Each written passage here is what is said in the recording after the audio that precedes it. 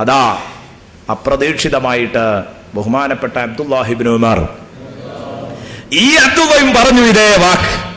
അറബികളാകുമ്പോ അങ്ങനെ ഒരു ഒത്തുവരിക, അങ്ങനെ ഒരു യാദൃശികതയിലൊന്നും നമുക്ക് അത്ഭുതം ഉണ്ടാവില്ല. കാരണം ഇത്ര വലിയൊരു അത്ഭുതം കേട്ടപ്പോൾ ഇയാളും പറഞ്ഞു ഫതബാറകല്ലാഹു അഹ്സനുൽ ഖാലിഖീൻ. നബി സല്ലല്ലാഹു അലൈഹി വസല്ലം പറഞ്ഞു ഹകദാ നസലത് അലയ്യ ഫക്തുബ് യാ അബ്ദുല്ലാഹ്. അങ്ങനെയാണ് ആയത്തിന്റെ ബാക്കി. എഴുതിക്കോ അബ്ദുല്ലാഹ്, എഴുതിക്കോ. ബഹുമാനപ്പെട്ട അബ്ദുല്ലാഹി ഇബ്നു ഉമർ മുത്തബിഉസ് സുന്നയല്ലേ, നമ്മൾ നേരത്തെ പരാമർശിച്ചതാ അബ്ദുല്ലാഹി ഇബ്നു ഉമറിനെ കുറിച്ച്, മുത്തബിഉസ് സുന്നയെ കുറിച്ച്. നബിതങ്ങളെ അനുഗമിക്കാനുള്ള തന്റെ തിടുക്കം ഞാൻ മുമ്പ് പറഞ്ഞു തന്നതാണ്. അപ്പൊ അദ്ദേഹം ചോദിച്ചു, അങ്ങനെയാണോ നബിയെ, ഞാൻ പറഞ്ഞതുപോലെയാണോ നബിയെ ഇതിന്റെ ബാക്കി ഭാഗം? റസൂലുള്ളാഹി തങ്ങൾ പറഞ്ഞു തീർച്ചയായും അബ്ദുല്ലാ നിങ്ങൾ ഓതിയതുപോലെയാണ്, നിങ്ങളിപ്പോ പറഞ്ഞത് തന്നെയാണ്. ഇതൊക്കെ യാദർശികമായി ഒത്തുവന്നതാണ്. പറഞ്ഞപ്പം ബഹുമാനപ്പെട്ട അബ്ദുല്ലാഹി ഇബ്നു ഉമർ ചിരിച്ചുകൊണ്ടത് എഴുതുമ്പോ അബ്ദുല്ലാഹി ഇബ്നു ഉമർ പറയുന്നു എന്റെ സന്തോഷം. ബഹുമാനപ്പെട്ടവർ പറയുകയാണ് ദാദാ കസ്വാദഫനി റബ്ബി, കസ്വാദഫനി റബ്ബി, എന്റെ റബ്ബ് എന്നോട് യോജിച്ചല്ലോ, ഞാൻ റബ്ബ് പറഞ്ഞത് എനിക്ക് പറയാൻ കഴിഞ്ഞല്ലോ, ഞാൻ എത്ര വലിയ ഭാഗ്യവാനാണ്. കണ്ടങ്ങൾ, ഈമാനുള്ളവർ ഖുർആനിൽ സംശയിക്കൂല, അല്ലാത്തവർക്ക് ഖുർആൻ അവരവഗണിച്ചു കളയും. ഈ പഹയനായിരിക്കാം ഒരു പക്ഷെ റസൂലുള്ളാന്റെ കാത്തിബീങ്ങളുടെ കൂട്ടത്തിൽ, റസൂലുള്ളാന്റെ തൊട്ടടുത്ത ആളല്ലേ എഴുത്തുകാരെന്ന് പറഞ്ഞത്, ആ കാത്തിബീങ്ങളുടെ കൂട്ടത്തിൽ ഒരാള് മുനാഫിക്കായി ചത്തുപോയി. അവൻ എന്തു ചെയ്തു? ഭൂമിയിൽ മറവ് ചെയ്യപ്പെട്ടിട്ട് ആ മറവ് ചെയ്യപ്പെട്ടത് പിന്നെയും പിന്നെയും മുകളിലേക്ക് ഇങ്ങനെ തള്ളി വരികയായിരുന്നു. കാരണം നബി ഇവനെ പറ്റി പറഞ്ഞിരുന്നത്രേ. ഈ സംഭവത്തോട് തുടർന്നല്ല ഞാനത് കണ്ടത്. കാത്തിബായ വേറെ ഒരാളെ പറ്റി നബി പറഞ്ഞിരുന്നു, മുനാഫിക്കായ ഒരു കാത്തിബിനെ കുറിച്ച് റസൂലുള്ളാഹി പറഞ്ഞിരുന്നു, അവൻ സത്താൽ ഭൂമി അവനെ സ്വീകരിക്കൂല, ഭൂമി അവനെ സ്വീകരിക്കും. ഇവൻ എങ്ങനെ മറവ് ചെയ്താലും പൊട്ടി മേലോട്ട് വരികയായിരുന്നു. അപ്പൊ ഇവർ ആഴമുള്ള റസൂലുള്ളാഹിന്റെ പ്രവചനാണ്. അപ്പൊ ഇവര് ഇതിന്ന് മാനക്കേടിന്ന് രക്ഷപ്പെടാൻ വേണ്ടി ആഴമുള്ള കൊയ്യൽ കൊണ്ടേ കുഴിച്ചിട്ട് നോക്കി. പിറ്റേന്ന് വരുമ്പോ കാണത് ഖബറും പുറത്ത്. അതൊരു പക്ഷേ ഇവൻ തന്നെ ആവാം, അത് ഞാൻ രണ്ടും കൂടെ ഒരുമിച്ച് കണ്ടിട്ടില്ല. ഞാൻ പറഞ്ഞത് രണ്ടും സംഭവങ്ങളും ഉണ്ട്. അപ്പൊ ഏതായാലും ഞാൻ പറഞ്ഞു വന്നത് ഇവൻ ഒരു വലിയ ഭാഗ്യദോഷിയായിരുന്നു. അപ്പൊ ആരും അത്ഭുതപ്പെടേണ്ട, പ്രൈവറ്റ് സെക്രട്ടറി ഊറുമാറിയോലോ എന്ന് പറഞ്ഞിട്ട് ആകെ ബേജാറാവൊന്നും വേണ്ട, അതൊക്കെ പണ്ടേ ഉള്ളത് തന്നെയാ. അപ്പൊ ഏതായാലും ഞാൻ പറഞ്ഞു വന്നത് എന്റെ പ്രിയപ്പെട്ട കൂട്ടുകാർ, ഫതബാറകല്ലാഹു അഹ്സനുൽ ഖാലിഖീൻ. ഇതൊക്കെ ആദ്യം അത്രേ കടന്നിട്ടുള്ളൂ മനസ്സിലേക്ക്. അതുകൊണ്ടാണ് അപ്പോൾ അഫബിഹാദൽ ഹദീസി അൻതും മുദ്ഹിനൂൻ, ഈ ഖുർആനിനെയാണോ നിങ്ങൾ കൈവിടുന്നത്? നബി സല്ലല്ലാഹു അലൈഹി വസല്ലം ഖുർആനിനെ കൈവിടുന്ന ഉമ്മത്തിനെ കണ്ട് റസൂലുള്ളാഹി പരിതപിക്കും. വഖാല റസൂലു യാ റബ്ബി ഇന്ന ഖൗമി ഇത്തഖദൂ ഹാദൽ ഖുർആന മഹ്ജൂറാ. റസൂലുള്ളാഹി പരിതപിക്കുന്നു, പടച്ചോനെ എന്റെ സമൂഹം ഖുർആൻ കൈയൊഴിച്ചല്ലോ.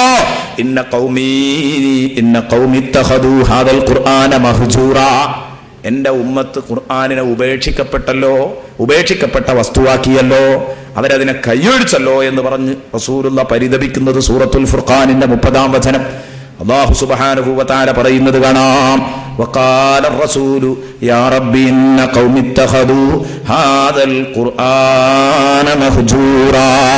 അപ്പൊ ഖുർആൻ ചോദിച്ചു, ഈ ഖുർആനിനെയാണോ നിങ്ങൾ അവഗണിക്കുന്നത്? ഇതിന്റെ കാര്യത്തിലാണോ നിങ്ങൾ അലംഭാവം കാണിക്കുന്നത്? വതജഅലൂന റിസ്ഖകും അന്നകും തുകദ്ദിബൂൻ, വതജഅലൂന റിസ്ഖകും അന്നകും തുകദ്ദിബൂൻ. ആ ആയത്ത് വളരെ വിശാലമായി ചർച്ച ചെയ്യേണ്ട ഒരു ആയത്താണ്. അങ്ങോട്ട് എത്തിയിട്ടേ ഉള്ളൂ. ആയത്തിന്റെ ഉദ്ദേശം മാത്രം പറയാം, കാരണം ഇനി നമുക്ക് ആകെ 15 മിനിറ്റാണുള്ളത്. അത് കഴിഞ്ഞിട്ട് ഇൻഷാ അല്ലാഹ് ദുആ ചെയ്ത് പിരിയണം. വതജഅലൂന റിസ്ഖകും അന്നകും തുകദ്ദിബൂൻ, വതജഅലൂന റിസ്ഖകും നിങ്ങൾ നിങ്ങളുടെ ഭക്ഷണമാക്കി കളയുന്നു. വതജഅലൂന റിസ്ഖകും നിങ്ങൾ നിങ്ങളുടെ ഭക്ഷണമാക്കി കളയുന്നു. എന്തിനെ? അന്നകും തുകദ്ദിബൂൻ, സത്യത്തെ മറച്ചു പിടിക്കുന്നു എന്നത്. സത്യത്തെ മറച്ചു പിടിക്കുക എന്നത് നിങ്ങൾ ഭക്ഷണമാക്കിയ കൂട്ടരാണ് നിങ്ങൾ. ഉമ്മത്തിനോട് പറയുകയാണ്, ഖുർആൻ കൈയൊഴിക്കുന്ന ഉമ്മത്തിനോട്, ഖുർആനിനെ നിഷേധിക്കുന്ന ഉമ്മത്തിനോട്, ഖുർആൻ മറച്ചു വെച്ച് ഭക്ഷണം കഴിച്ചിരുന്ന ഉമ്മത്തിനോട്, എല്ലാവരോടും. തജഅലൂന റിസ്ഖകും അന്നകും തുകദ്ദിബൂൻ എന്നതിന് ഒരുപാട് അർത്ഥസാധ്യതകൾ പറഞ്ഞിട്ടുണ്ട്. നിങ്ങളുടെ ഭക്ഷണം നിങ്ങൾ കളവാക്കുന്നു എന്ന് പറഞ്ഞാൽ അതിന്റെ അർത്ഥം ഭക്ഷണത്തിന് നന്ദി കാണിക്കേണ്ടതിന് പകരം നിങ്ങൾ അതിനെ കളവാക്കുകയാണ്. വതജഅലൂന ശുക്ര റിസ്ഖിക്കും അന്നകും തുകദ്ദിബൂൻ. അങ്ങനെയാണ് ഭൂരിഭാഗം മുഫസ്സിറുകളും അതിനെ വിശദീകരിച്ചത്. കാരണം ഭക്ഷണത്തിന് അള്ളാഹുവിനോടാണ് നന്ദി പറയേണ്ടത്. പക്ഷേ നിങ്ങളതൊക്കെ കളവാക്കി. നിങ്ങൾ മഴ പെയ്തത് നാറ്റുവാല കൊണ്ട്, നിങ്ങൾക്ക് മഴ വർഷിച്ചത് ഓണത്തിന്റെ അകവും പുറവുമായതുകൊണ്ട്, ഇങ്ങനെയൊക്കെയാണ് നിങ്ങൾ പറയുന്നത്. നിങ്ങൾ അല്ലാഹുവിനോട് നന്ദി കെട്ടിരിക്കുന്നു എന്നാണ് ഭൂരിപക്ഷ മുഫസ്സിറുകളും വിശദീകരിച്ചത്. എന്നാൽ ഇമാം ഫഖ്റുദ്ദീൻ റാസി റഹ്മത്തുള്ളാഹി അലൈഹി പറഞ്ഞു, നേരെ ആ പദത്തിന്റെ ആശയം തന്നെ ആവാം ഇത്.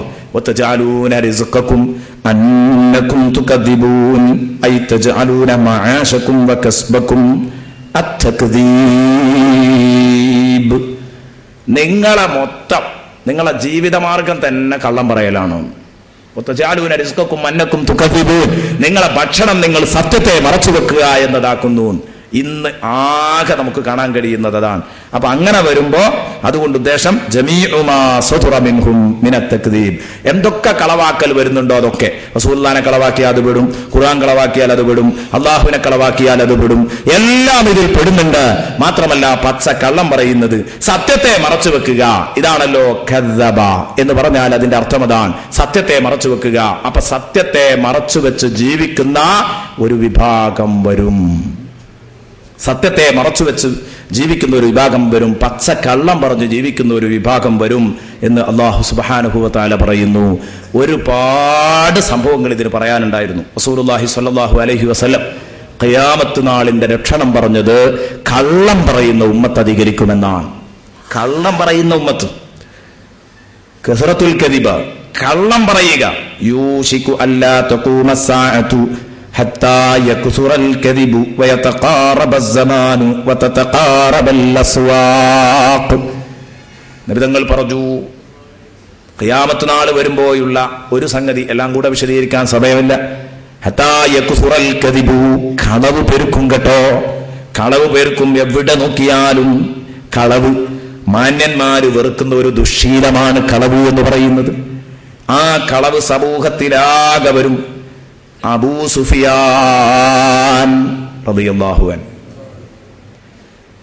അബൂ സുഫിയാൻ റളിയല്ലാഹു അൻഹു ആദ്യകാലത്ത് മുസ്ലിമാകുന്നതിന്റെ മുമ്പത്തെ കഥ ആണ് പറയുന്നത്. പക്ഷേ മുസ്ലിം ആയതിന്റെ ശേഷമാണ് മഹാനവറുകൾ ഇത് പറയുന്നത്. ഹിർക്കൽ രാജാവ് വിളിച്ചത്രേ. അബൂ സുഫിയാൻ മുസ്ലിം ആയതിന്റെ ശേഷം പറയാ, അന്ന് എന്നെ ഹിർക്കൽ രാജാവ് വിളിച്ചു. റസൂലുള്ളാഹി തങ്ങൾ അവിടെ എത്തിയപ്പോൾ ഹിർക്കൽ രാജാവ് റസൂലുള്ളാഹിനെ കുറിച്ച് അന്വേഷിക്കാൻ വേണ്ടി വിളിച്ചതാ. അപ്പൊ റസൂലുള്ളാഹിന്റെ ബയോഡാറ്റ സമർപ്പിക്കാൻ പറഞ്ഞ സമയത്ത് ഞാൻ റസൂലുള്ളാഹിനെ കുറിച്ച് ഉള്ളത് മാത്രമേ പറഞ്ഞിട്ടുള്ളൂ. പിൽക്കാലത്ത് മുസ്ലിമായി അബൂ സുഫിയാൻ റളിയല്ലാഹു അൻഹു. മഹാനവറുകളുടെ ബർക്കത്ത് കൊണ്ട് അല്ലാഹു നമ്മെ രക്ഷിക്കട്ടെ. അപ്പൊ അന്ന് എന്നെ വിളിച്ച് ചോദിക്കുമ്പോ അന്ന് എനിക്ക് റസൂലുള്ളാഹിനോട് വലിയ വെറുപ്പാ. അപ്പൊ ഞാൻ അന്ന് കളവ് പറയുമായിരുന്നു. പക്ഷെ അന്ന് ജാഹിലിയ്യ കാലത്ത് മുശ്രിക്കീങ്ങൾ കളവ് പറയുന്നത് എന്റെ മേലിലൊരു മഹാപാപമായി കാണില്ലായിരുന്നുവെങ്കിൽ അന്ന് ഞാൻ കളവ് പറയായിരുന്നു. ലൗലൽ ഹയാ മിൻ അൻ യഅ്സിറു അലയ്യ കദിബൻ ലകദബ്തു അൻ. ബുഖാരിയിൽ ഒരുപാട് സ്ഥലത്ത് വന്നിട്ടുണ്ട്. ഒരു സ്ഥലത്തും രണ്ട് സ്ഥലത്തും ഒന്നുമല്ല, പല സ്ഥലത്തും ബുഖാരി ആവർത്തിച്ച് റിപ്പോർട്ട് ചെയ്ത്. എന്താണ് കളവ് പറയുന്നതിന്റെ കടുപ്പാണത്, കളവ് പറയുന്നതിന്റെ കടുപ്പാണത്. അത് മനസ്സിലാക്കാൻ വേണ്ടിയാണ് അത് പറഞ്ഞതും. കളവ് പറയരുത് ജീവിതത്തിൽ. കളവ് പറഞ്ഞ് ഭക്ഷണം കഴിക്കാം. ആരെങ്കിലും ഒക്കെ ഉണ്ടെങ്കിൽ വിഷമം കരുതരുത്. ബ്രോക്കർമാര് ശാസ്ത്രം എന്നോട് ക്ഷമിക്കണം.